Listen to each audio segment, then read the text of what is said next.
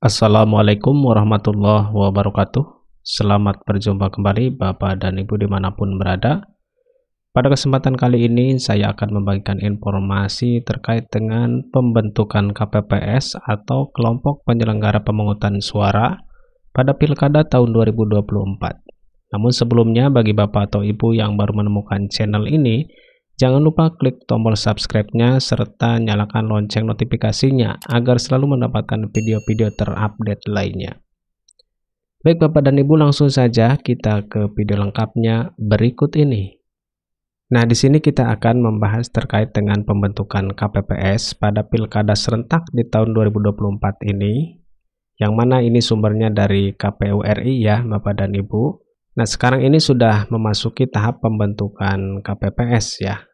Jadi untuk Pilkada tahun 2024 ini sudah masuk ke tahap pembentukan KPPS. Nah, ini adalah masa kerja sekaligus untuk jadwal pembentukan KPPS, yang dimana di sini untuk pengumuman pendaftaran calon KPPS yaitu tanggal 17 sampai dengan 21 September. Kemudian penerimaan pendaftaran calon anggota KPPS itu tanggal 17 sampai dengan 28 September 2024. Kemudian nanti dilanjutkan dengan penelitian administrasi calon anggota KPPS yaitu tanggal 18 sampai dengan 29 September. Dilanjutkan nanti untuk pengumuman hasil penelitiannya itu tanggal 30 sampai dengan 2 Oktober. Kemudian tanggapan dan masukan masyarakat itu tanggal 30 sampai dengan 5 Oktober. Kemudian pengumuman hasil seleksi calon anggota KPPS tanggal 5 Oktober sampai tanggal 7 Oktober. Kemudian penetapan anggota KPPS tanggal 7 November 2024, kemudian pengumuman hasil seleksi calon anggota KPPS itu tanggal 7 November 2024.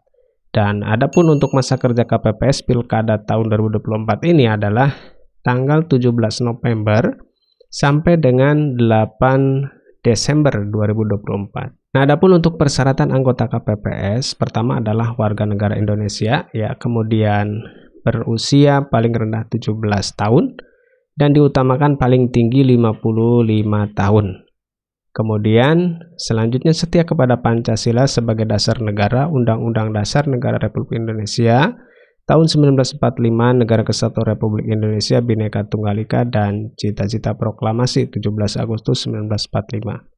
Mempunyai integritas pribadi yang kuat, jujur dan adil, tidak menjadi anggota partai politik yang dinyatakan dengan surat pernyataan yang sah atau kurang 5 tahun tidak lagi menjadi anggota partai politik yang dibuktikan dengan surat keterangan dari pengurus partai politik yang bersangkutan. Kemudian berdomisili dalam wilayah kerja KPPS, mampu secara jasmani, rohani, dan bebas dari penyalahgunaan narkotika.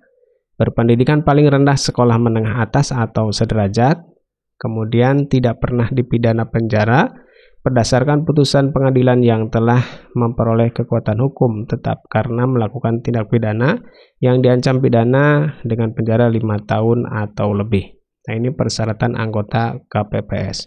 Adapun untuk kelengkapan dokumen persyaratannya ini cukup banyak ya Bapak dan Ibu, nanti silahkan disiapkan.